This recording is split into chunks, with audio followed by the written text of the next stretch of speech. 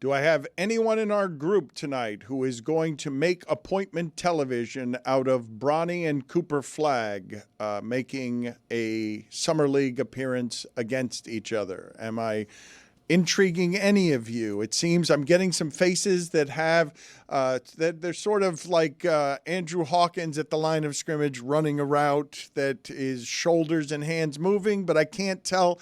You guys aren't really in on this. You're sort of you're sniffing something and it looks like you're smelling something bad. I'm trying to scan what other sporting options there are at that time, and it's kind of slim, so I might throw that up on a second or third screen while I go on with my life with the main. But yeah, the Club World Cup is down to the final. You don't have nighttime soccer games going on right now. Wimbledon happens during the day. I could throw that in there. Marty Fish against Steph Curry. Oh, Tahoe, baby. It is the greatest rivalry in golf, which is weird to say, but you have to keep in mind, the last time we were unified as a country, outside of what's going on with Epstein right now, was when Steph Curry and Team USA put us on their back, and we got one brief moment of what it's like to be a Golden State Warrior fan, and it was pretty awesome, and we wrapped ourselves in the flag USA all the way. But because Steph Curry was a national hero last summer, that took him away from Tahoe. And remember, the year prior, Steph Curry won a very controversial American Century Championship where someone on Marty's backswing, some asshole who got dragged out of Tahoe and banned for life, fixed it because he, when caught by security, said, I had a wager on Steph Curry. It was one of the more corrupt finishes in all of professional sports. Everybody's talking about it. He shouted in Marty's backswing, I believe on 18th tee. Yes. The final tee, final hole of the whole tournament. Yes. Huge bull. Marty Fish ends up losing. Now, credit to Steph, he made a big shot, but the opportunity would have never presented itself were not for this heckler. So we didn't get the rematch last year. Marty Fish ran through the competition, won his second American Century Championship, and now Steph Curry is back from international duty, and we get them facing off in Tahoe. But that's not on during nighttime. So I'll be locked in on a third TV, if I can be, to Bronny versus Cooper Flagg. Summer League's for other people.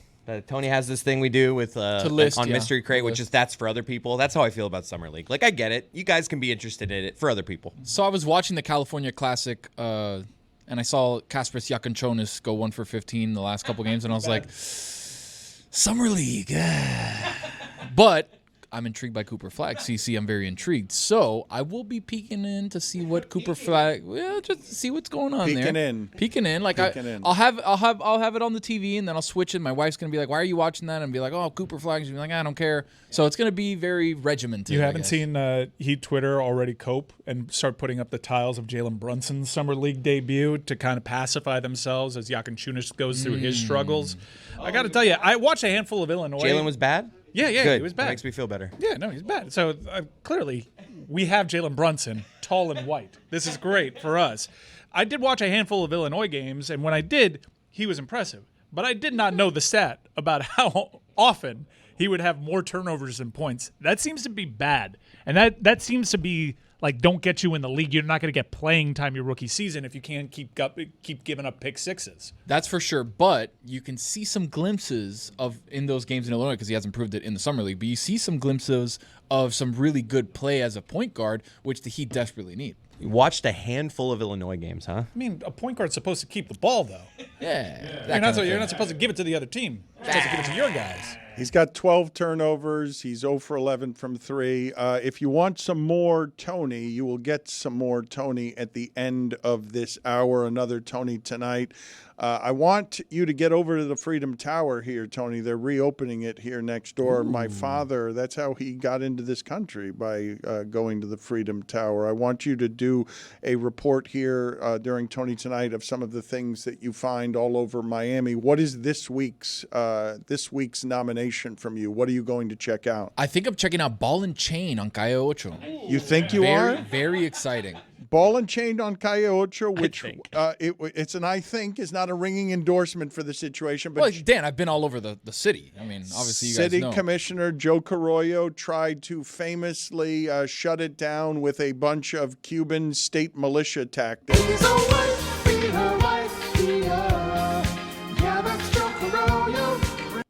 Look at the smile that brings to Roy's face. In God we trust. And it's that God that's been protecting me. That is empty Joe, there. That is Did Joe he finish it off or Carroyo. no? That is Joe Carroyo who tried to shut down Ball and Chain within a series of Injunctions, of tactics that were not in any way legal. Mike Ryan mentioned Jeffrey Epstein. I know that I've been saying for a while here that American institutions are failing and the public's trust in American institutions are failing. But I legitimately can't remember off the top of my head. Now, I might be having some prisoner of the moment stuff going on. But off the top of my head, when the Department of Justice says something, I cannot recall a circumstance when so much of America was like, yeah, that's bullshit. That's the official statement, and we're in consensus on we don't believe that the Department of Justice is credible here. And it's just sweeping and uniform where everyone is like, no, we know that two guards don't fall asleep like that, that all of that is power protecting power. And I just off the top of my head can't remember Americans being that uniform in distrust of a government institution that you're trusting to protect justice. Well, why is Maxwell locked up if there weren't clients? We heard for years that there was a client list. Now, let me be abundantly clear. Democrats failed here too, and there's plenty of Dems that were linked on this and flight logs, and the difference is the other party very effectively campaigned on, not on our watch, we're going to expose this deep state corruption, even though at the top of their ticket you have someone that was named in a lawsuit for sexual assault in 2004, well before he ran for president, by the way, which was still deemed as a witch hunt for an underage person. We may want to bleep that word because it's triggering. But now we have that person, president, who has installed all these other people, some of them with podcasts, that have grown into huge personalities because they said, we know this Epstein stuff is out there, and if I'm ever in charge, you will rue the day. No, there's no client list. And you have the president, who can't stop talking about an election in 2020, telling us, why do we still talk about Jeffrey Epstein? Even though Jeffrey Epstein, in his own words, described President Trump as his best friend for nearly 10 years. It stinks to high hell, and it's one of the weird unifying points that we have in this nation right now. When you say it stinks to high hell, I think it's high heaven. I'm not sure there is a high hell. You also mentioned earlier, and I don't know the origins of this, but you mentioned a can of worms, and I don't know if worms still come in cans. Did they come in cans for bait? Is that why there's a can of worms? Because it's bait related? And do they still come in cans? I told you. I've told you before that one time, and there's some of this in South Florida because we're an outdoor place, but for ESPN, I went one time for a funeral.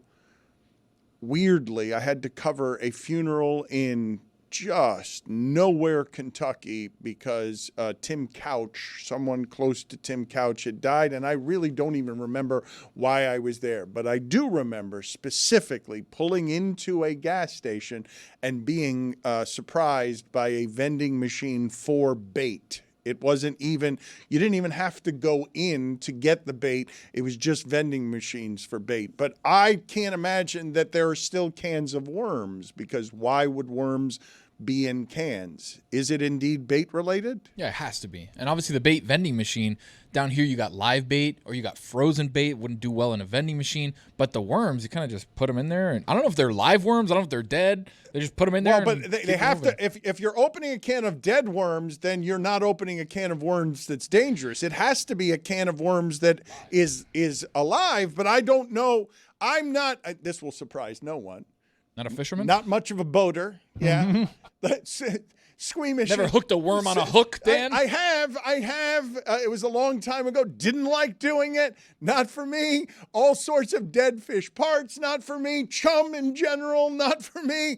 I would say me not having the home field advantage over the animal kingdom in the ocean. Not for me. Like all of these things. So it seems like this idiom is quite literal. And it gained traction in the military and where they would open up cans for ready-to-eat meals and whatnot. And it was just something that would be considered messy. Not any kind of William Shakespeare type origin where this was just something like, hey, you know what would be really messy? Opening up a can of worms. The worms would go everywhere. So it's not bait related necessarily, No. and in fact you wouldn't keep bait or worms alive in a can, so they would just die from a lack of oxygen. So it's just nonsense is all it is. Just dirty, squishy, ugly, the opposite of a treasure chest. You get worms instead of, treasure. Tony making faces. Yeah, no, you think you get in a treasure chest, all of a sudden you open up, it's worms. It's like, what are you doing to it? But Epstein isn't just a can of worms, Dan. As Jose Canseco once said, it'd be opening up a can of anacondas. How do you put those in there? Is it still popular, the can that you open Shoots of out, the snake that comes flying out? Gets me Because every time. If it's not popular, it should be. Going back to Tony tonight's Casa lo Truco, we had the gentleman there, Manolo, I think his name was. I don't remember. Of course, he it's opened a up. safe bet. He opened up a can and then bam, a snake came out. Manolo or Armando? Uno de los dos. Yeah. I hope you get- Amandito. I hope you get into the history of ball and chain. Very proud jazz history. A lot of all-time greats. Chet Baker played shows over there. Really illustrious history there. Beautiful band shell in the back too. A lot of Latin flavor there. How many years old? Do you know exactly Ball and Chain? Because it does have a lot of history. Gaiocho obviously has a lot of history. Tony's showing you a lot of history with everything that he does with Tony tonight, and gets into some of the strange and unusual and historic places all over South Florida. But I believe Ball and Chain has been around for a ton of time. I don't think, and it was before Gaiocho. Gaiocho, for those of you who do not know, my grandparents lived near Gaiocho and were able to live in this country without speaking English, without ever learning English, because they lived near Gaiocho. Little Havana. And it is so Hispanic over there that you can actually get away with not speaking any English. 1935 is when Ball and Chain Saloon opened its doors. How many shows did your dad catch there, Chris? All of them. I'm glad that you brought Chris into the proceedings, because I've been negligent since the draft at not making reference to the fact that Chris Cody, in a way that surprised me a little bit, found himself with a connection point to a 7'1" Chinese basketball player named Yang Hansen, who was drafted, I believe, by Portland in the middle of the first round. And what was your connection point with Yang Hansen, Chris? I just heard him ask the question about just what are you into? What are your hobbies? And I was just like, I am him. He is me. Let's play it. What are some of your interests, and what do you think you'd be doing if you weren't playing basketball? Sometimes I sleep, all time sleep, and I like play PS5, and I like eat. Sleep, PS5, eat. I mean, Kawhi Leonard type laugh, too. There was some good laughter in there. Him struggling through a second language made me think of something that Chris Cody said the other day, because we were wondering why it is that in hockey you get your core stay together more often, whether it's Dallas or the Panthers, with a bunch of guys who end up taking discounts because they really enjoy each other's company, and they do seem to love each other. Their families seem to love each other. And we were talking about why it is in basketball, for example, over the last 15 years that the super teams haven't been able to stay together, or the friends haven't been able to stay together. And a theory I didn't have a good answer for Chris when he was asking, why is it in hockey that you might have that be more likely than in basketball? Basketball obviously has plenty of foreigners as well. But one theory that I left with without answering you when you said it is, in the case of, for example, Sergei Bobrovsky, I don't know if South Florida has ever had a superstar that we know less than Bobrovsky. And I wonder how many of these foreigners that aren't as Americanized as Antetokounmpo or Joel Embiid or even Jokic, how many connection points they have in their second language wandering around a place like South Florida that isn't to their teammates who are also often foreigners. I know in the case of the Panthers that they have some Americans, but I didn't have a good theory for what it is that you were saying to me. And so the best I could come up with is like, how many people in our audience right now feel like they have any knowledge, Roy included, about Bobrovsky. Every time I've seen him interviewed, there's very little there. And it's not because I actually think he's uninteresting. I think it's because he's having a struggle of trying to get through a second language to give people information, the same way that Young Hansen was having trouble giving people the information struggling through an interview. Well, I actually think that Sergei Bobrovsky is kind of deep and introspective, especially when he talks about his faith. But as far as talking about hockey is concerned, it's the usual cliches, stop one shot at a time type situation. I feel like his interviews lack introspection, not because he's not introspective, but because he's doing the best he can in a different language.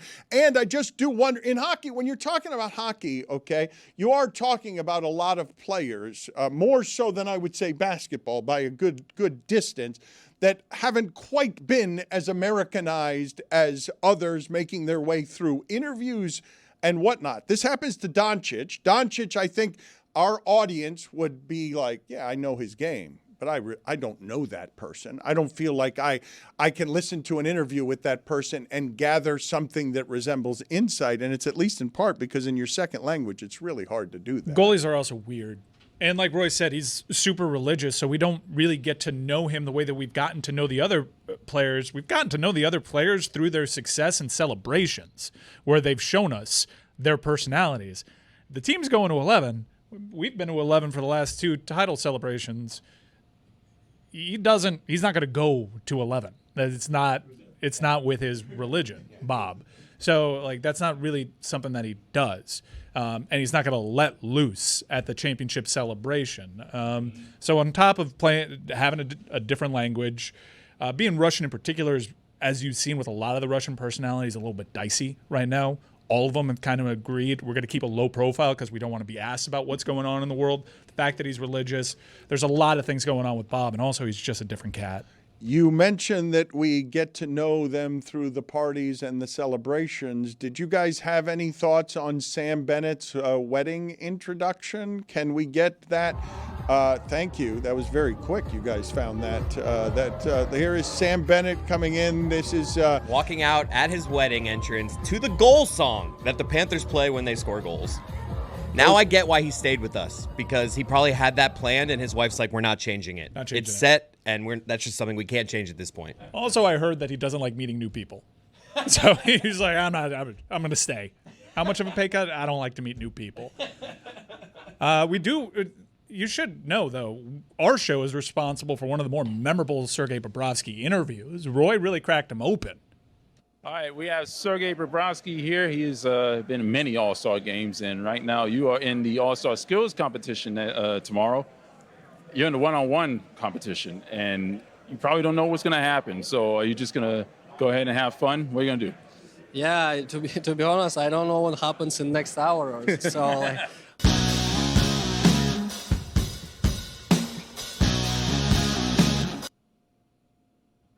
Like an egg. That guitar riff that came back from Canada with Roy and was the star of that particular piece is something that brings us vastly more joy than Mike's satanic music in the morning.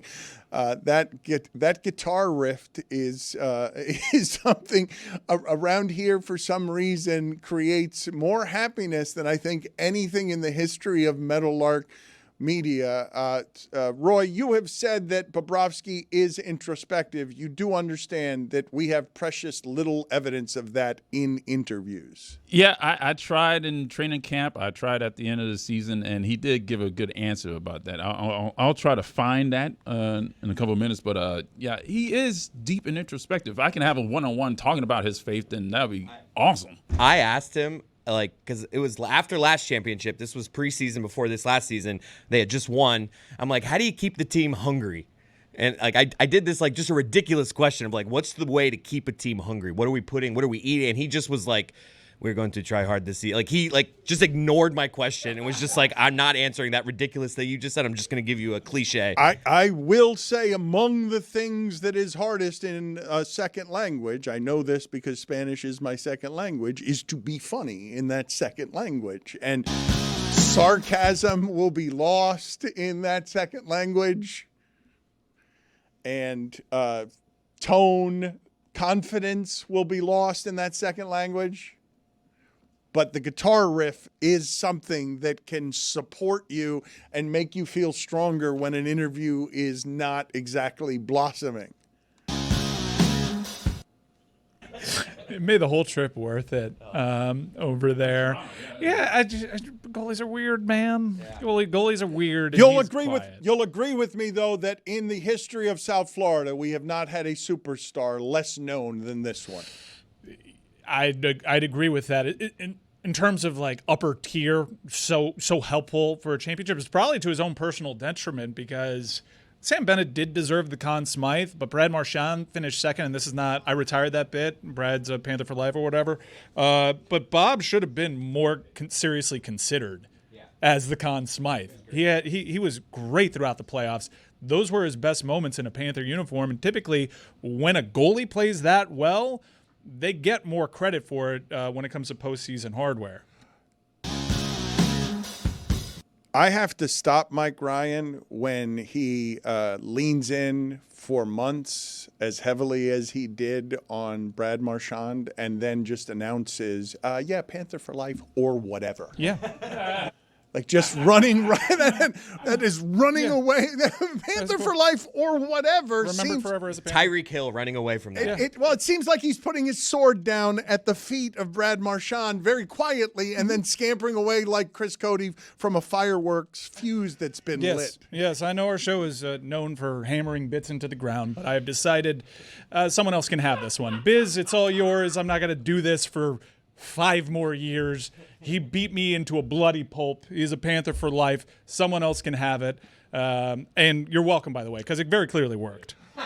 You're welcome is the route you're taking. Yeah, I feel like I motivated him to be moved to the third line that jump-started his entire career again. I wanted to circle back on a point I made earlier this week, not particularly well, and I remembered it, and I don't think that I put quite the detailed picturesque on it that it required so that it would sink in the LeBron James conversation that we were having about how much power he's going to make sure to have at the end of his career. The reason I remember Michael Jordan's exit in Washington when he was an employee is, I believe in his last season with the Wizards, Michael Jordan was something like 10 games under 500 or something like that.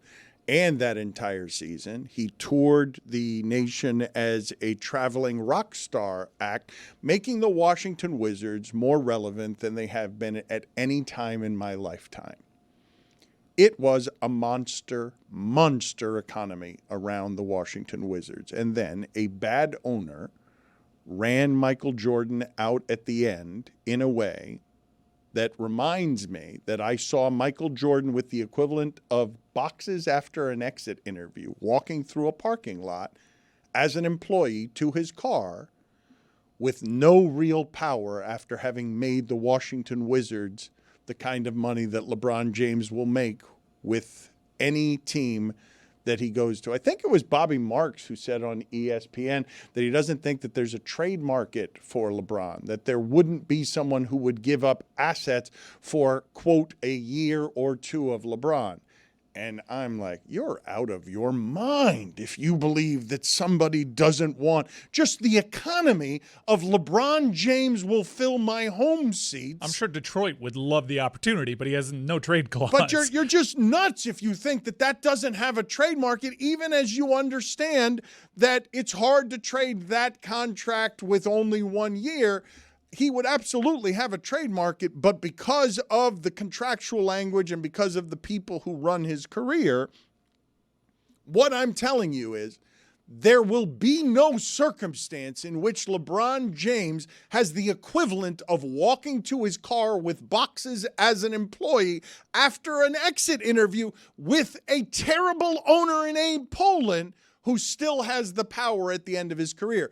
If you're not taking any inventory of what's happened over the last 15 years this week of LeBron James's move, take inventory of it from there. He will not be just a sneaker salesman, and he will not just be an employee. He's been planning his ownership path while he plays, and at the end of his career, under whatever the circumstances are, because of the economy that he brings wherever it is that he goes, LeBron James will not punctuate his career as impotently, his playing career as impotently as Michael Jordan did, because I was made sad by the injustice in that. Remember, Chris, that you were mentioning, I think earlier this week, somebody was mentioning the idea of Tim Tebow. Imagine the amount of NIL money he would have been worth at Florida, given how much money he made for Florida. That was Michael Jordan with the Wizards, who have never mattered, and at the end, he had no real power. Even though he was a traveling circus that everywhere the Wizards went, 10 games under 500. I don't know if you guys have looked it up. 37-45 is what they finished. They also robbed us of a great All-Star game moment where he had the game winner, but then someone else had the nerve to hit another game winner in his face. That was our moment. God damn it. Did you guys... Who did that? Oh. We have big breaking news for America. Amanda Anisimova has made it to the Wimbledon final on the ladies' side. This is the fourth straight major tournament in which an American has made it to the final just days after Greg Cody said America is bad at tennis. Wow. You've been wanting to rip him for that all week. It's an odd time by my dad. Yeah. Weird timing. This is the best run outside of Serena that the ladies have had. We have more men in the top 10 that we've had since 2006. Strange timing from one Greg Cody. By the way, Anisimova, really cool story. Took 2023 off. 23 years old, still took 2023 off for a mental health break. Now just beat Sabalenka, who was on a hell of a tear in getting to championship finals. She has now had the opportunity to play for a Wimbledon championship this coming weekend. You guys have heard me say before, and I've talked about it before as someone who now runs a company, that young people have a different relationship with work than my generation. I say this as no indictment. It's probably a healthier relationship with work that they have. And young athletes have a different relationship with work and mental health and balance. And it really does encourage me to see young athletes have a sense of perspective and self-knowledge enough to know lonely sport, eats up its young, makes people crazy. I'm going to go take a mental health break. Hell, just Coco Gauff saying after winning the U.S. Open that she fell apart at Wimbledon, at least in part because she was just overwhelmed in general by what happened to her life from winning that tournament. It is super interesting to watch young people and young athletes specifically have, I'm going to say, the courage to separate their work from their identity in a way that allows them to take a break so that they can nourish themselves and be healthier about work and competition. I guess in that sport, they also have it more right than anybody else, where the dialogue, and I know Marty Fish has done a lot of work in this regard. Carlos Alcaraz has openly talked about it to the point that we were critical. Like, you're one of the game's all-time greats. You have potentially, you're the most athletic dude maybe ever to play this. Why don't you have that killer instinct? But in that sport in particular, the community around it is a lot more accepting of someone taking a mental health pause. It's a sport that doesn't have teammates. It's a sport that is awfully lonely. Tony tonight, as I mentioned, is going to be in a second here from Ball and Chain, a historic South Florida landmark entertainment venue. But I ask a question on behalf of all of us here that's curious and doesn't have an answer. Where's Andrew Hawkins? Familia, Tony tonight is brought to you by Cuervo, the tequila that invented tequila. Did you know the very first margarita was made with Cuervo? There's nothing like the original. It's marg season, so keep it Cuervo all summer long. Vamos.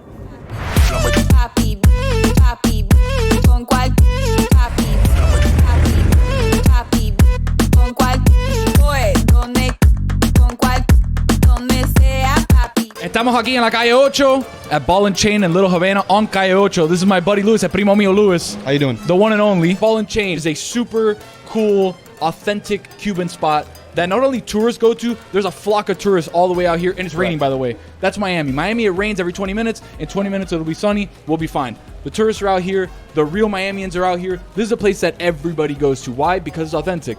We're inside of a pineapple right now. If you can kind of go around here, we're in the middle of a pineapple.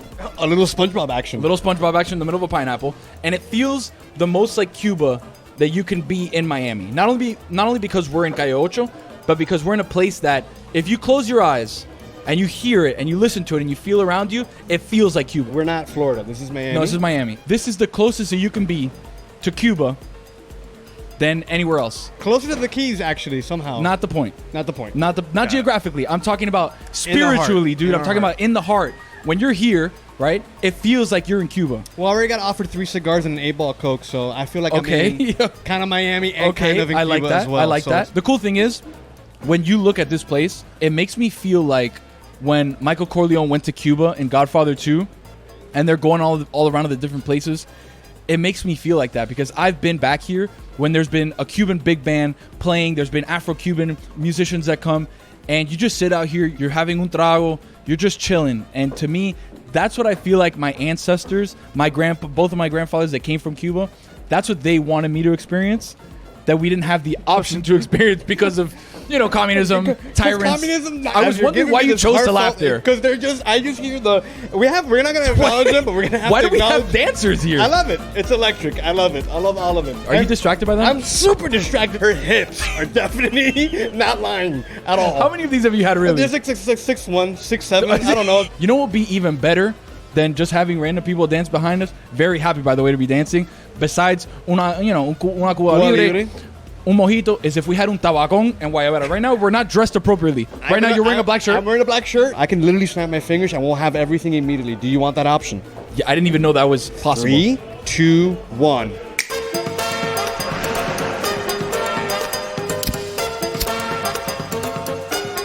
That was nice. I don't know if the camera caught that, but that's very hard to do. Well, the good news is I have another friend joining us. Okay. You thought it was just going to be you. I have more friends than just you. Look at you celebrating with a cigar, un tabaco. I'll tell you what, brother. My ancestors didn't swim here for nothing. That's right. I'm going to enjoy un tabagation. Right. With your guayabera. By the way. Oh, yeah, official. Ball and chain. 7 buttons down, papito. All right, Lewis, as you thought you were my only friend, we bring in Josephine Phoenix here. Also my friend, local Miami singer, dancer, actress, comedian. She's been making us laugh all day right here. Hello, everybody. I am Josephine Phoenix. I know talento. Hello, everybody. How are you? Look at that R roll. You cannot do that. I cannot do that. No, eso es talento de la lengua. Oye, talento. Okay. Kind of can do that. Dale, dame algo. Oh, qué sexy. It's like genetics in the mouth. Do you like coming to Ball and Chain? I do. I come to Ball and Chain when I feel reffy. Okay. When I feel reffy, yo digo, mira. Okay, hold on. We need to explain to people what that means. What reffy means. Because us Miamians know what that means. It connects with us because we know people that are like that. Or we have a gene inside of us that makes us feel like that once in a while. I think there's a common denominator with a lot of Miamians where if you are Cuban, but you've never ever been to the island or were born there, you still say you're Cuban, right? Yes. So when we say reffy, it's our way of connecting to our parents' land, to what they used to listen to, what they drank, what they ate. When we feel reffy, we kind of want to regress to pre-Castro Cuba, you know? Yeah. Okay, let's get to the real nitty-gritty questions. Buena Vista Social Club or Celia Cruz? Alabao. What are you talking about? Chan. Cuidado. There's only one answer. I don't live in an or world, bro. I live in an and world. No, it's not an Celia and Cruz and Buena Vista. No. There is not just one answer. There's one answer. Look, Celia Cruz, I'm gonna go for the underdog, Chan. Hey, Chan, I'm bro. gonna go for the underdog. Guys, Buena Vista Social Club. let me know if at the Freedom Tower there was 250,000 people during the funeral. Let me know, because there wasn't. All right. But they're beautiful. There was more people there during Celia Cruz's funeral than there was at the Miami Heat parade. It wasn't their fault. They were living inside of communism in Cuba. It was not their fault that everyone did not know and wasn't empapado with their talent, okay? Celia Cruz was our Princess Diana.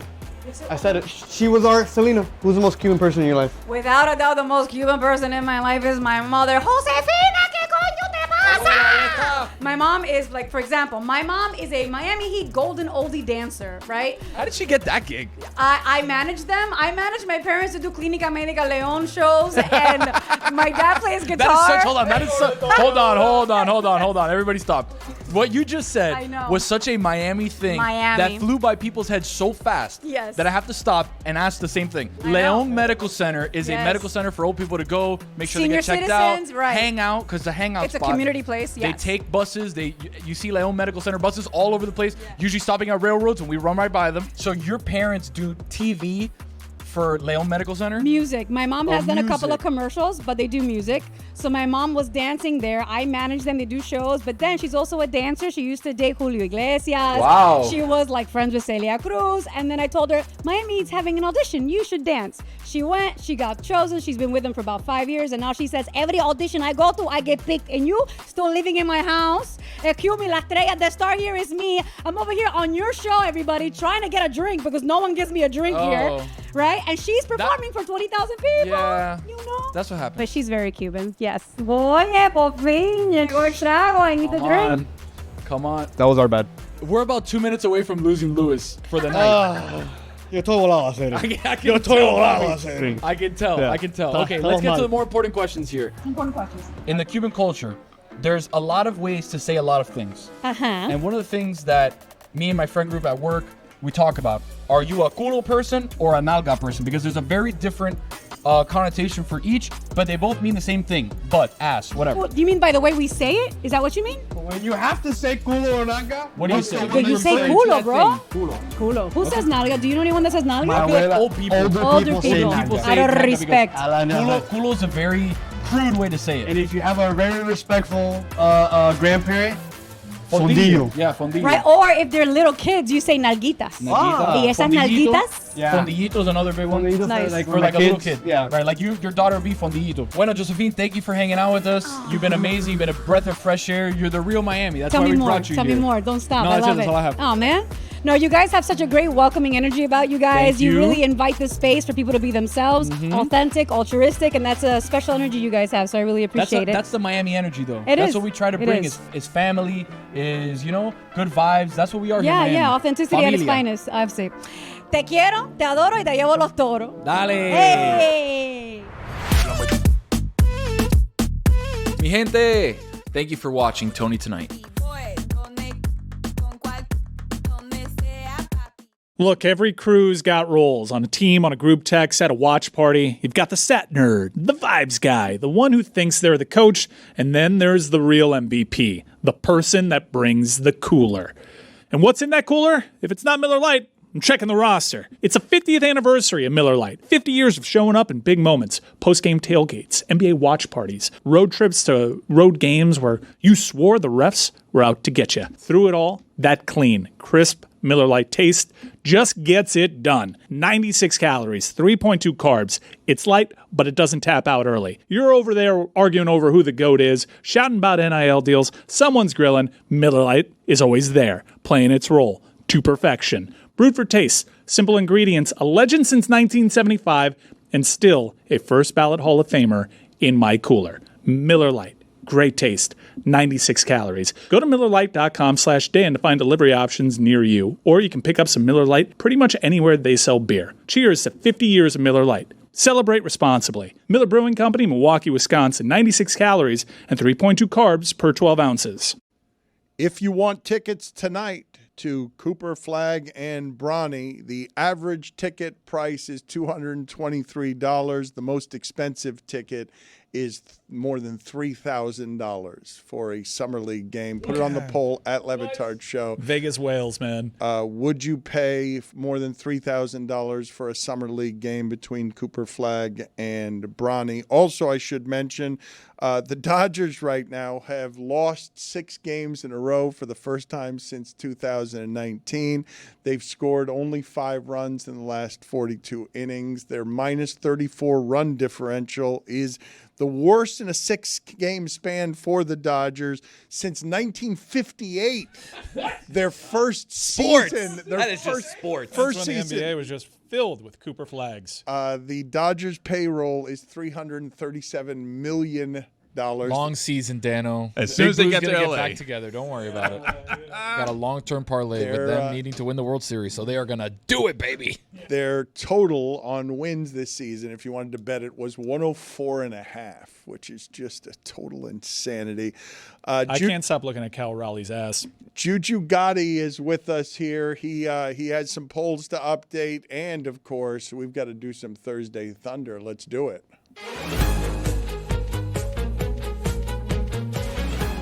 All right, Thursday Thunder is presented by DraftKings. DraftKings, the crown is yours. Go ahead, Juju. Yes, sir. We are back. We are back. Thursday Thunder went another 2 for 3 last time, but this time we are gonna right the ship, baby. And I'm gonna keep it very mystical tonight, if you know what I mean. First leg, I'm going with my sister, All-Star Reserve, Sonia Citron, for over 13.5 points tonight. Shake it fast. Whoa, not that mystical. Oh, my bad. No, Watch yourself. Yeah, do a Google. Second leg. Right. Second leg, I'm staying with the Mystics, and I'm going with my sister Shakira Austin for over 12 points tonight.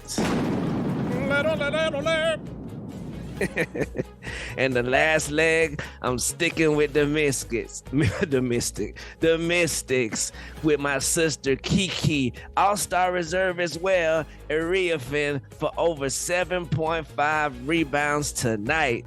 Lock 'em in. Balk.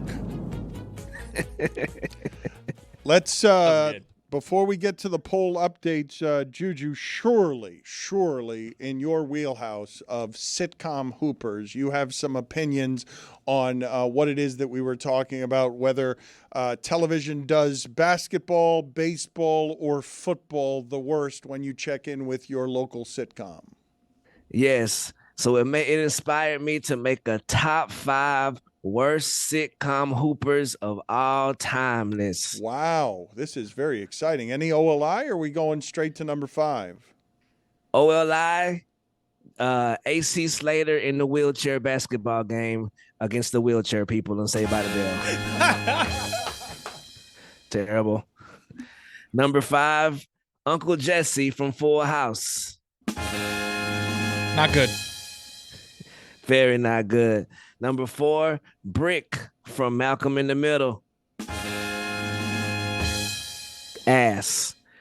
Number 3, Anthony Anderson from the TV show Hang Time. Hang time, running together. Hang time, putting it on the line.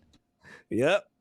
Number 2, Carlton Banks from The Fresh Prince of Bel-Air. Had to be said. You got one worse than that? Oh, yeah. Number 1, Stanley from The Office. Oh, that was terrible. Right. I also got a quick top 5 sitcom hoopers as well, just to even out the Good. ship. So good hoopers. You have recorded knowledge of good hoopers in sitcoms. Oh, yeah. I got right. a couple of them. All right, let's see. OLI. Queen Latifah from Living Single. She had a famous rip on Sean Kemp also in the MTV Rock and Jock game. Still going viral to this day. Number 5, Mark Cooper from Hanging with Mr. Cooper. Number 4, Lucas Scott from One Tree Hill. I see your secret sauce. Number 3, Marlon Wayans. He got something going on in there. I saw it. Number 2, The Fresh Prince of Bel-Air, Will Smith. And the number 1 hooper of all time from sitcoms, Stephen Q. Urkel. That's damn good. Yeah, Halliburton. He became a meme. Halliburton's game, patterned after Steve Urkel. It is a good list that he just put together, as opposed to that top 10 list that he gave us of July 4th movies that included Terminator 2. One of the greatest bullshit lists ever made around here. What was the reasoning behind that? Juju Was it just a summer just a good movie. blockbuster? Just a good movie. It was his favorite movies to watch on July 4th, and then it was nothing to do with July 4th movies. He threw Independence Day in there, that kind of thing. but none of the other movies had anything to do with July 4th. I think we need to honor this a little better. Let's do something totally different here. Let's put together a Mount Rushmore list of July 4th movies. Yeah, this is a pure cut. We're going top of the line Mount Rushmore. The aforementioned Independence Day, marketed as ID4, one of the great speeches in movie history, replicated by one Chris Cody. Independence Day, absolutely on the Mount Rushmore of movies that center around the 4th of July holiday. Yeah. Mount Rushmore. It's not a top Yeah, five. I What are mean, you doing? I can't do any kind of countdown without the fanfare. All right, I feel like I'm twisting in the wind without it here, Roy. All right, fine. I got you. In watching the Jaws documentary, Jaws at 50, and rewatching Jaws, I realized that is a 4th of July movie as well, and in my opinion, perhaps the greatest. And not just perhaps the greatest 4th of July movie, perhaps the greatest summer blockbuster ever, perhaps the most impactful horror movie ever, Jaws, Mount Rushmore. You just put a big old shark on that. Nice. The Patriot.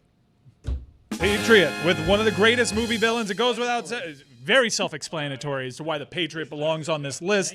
One of his finest works, quite honestly. Mel Gibson nailed it there. How much must one man go through in a film? Yep. Everybody dies. It's crazy. Right. And number 4 on the Mount Rushmore, The Sandlot. Yes. Great shot revolving around the 4th of July holiday. Sandlot is a 4th of July movie. Yeah. Great list. Much better than Juju's list that, again, for some reason included Terminator 2, which has nothing to do with July 4th and is just a movie that Juju enjoys watching. What lie for me, Terminator 3, The Rise of the Machines.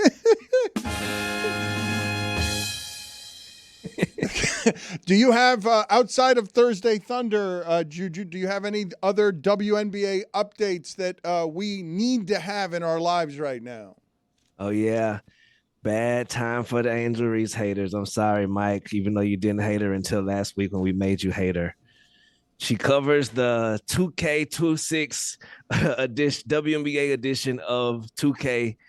She's getting a lot of hate online for that. The TMZ put it out.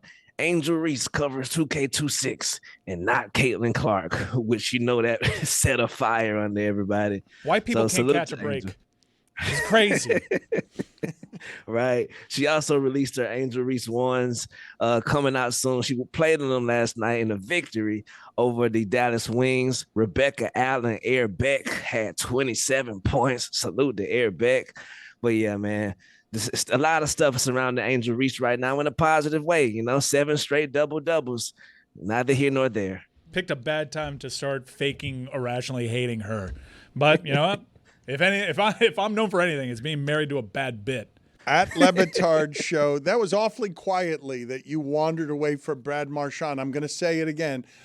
Panther for life or whatever is the way that you phrased Legend. Very that. happy for all the success or whatever. Yeah, let's update the polls at Le Batard Show.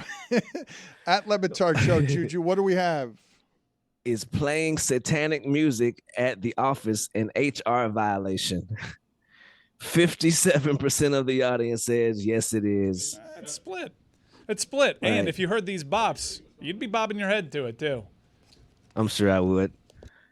And last poll, hardest thing to recreate in a sitcom: a football game, a baseball game, a basketball game, or a soccer match. 55% of the audience says a football game. Damn. That's probably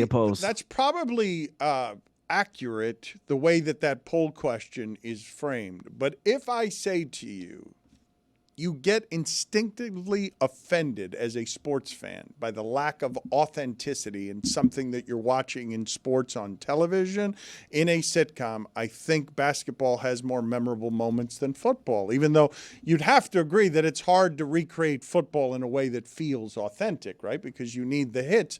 What am I doing there that I can factually, logically know that football is the tougher thing to do, and yet basketball is the more offensive one when I think of people doing it poorly in recreations on television? In football, every actor can run, right? Like take the ball, run that way. Not every actor can dribble, and you got to look cool while dribbling.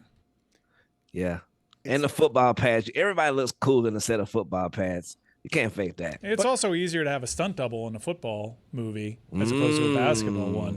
Well, there you go. That might be something, because it's the hits. It's not running in football that's hard to recreate. It's realistic hits. It's anything that feels like it might be something close to the product you're used to. It's the dribbling. You guys got it right. You can either dribble or you can't dribble. It's not even about shooting, right? When you're allowed to carry, anybody can dribble these days. Pistol Pete, rest in peace. You taught me well. Juju, good seeing you. Thank you, sir. Talk to you later. Like, yo.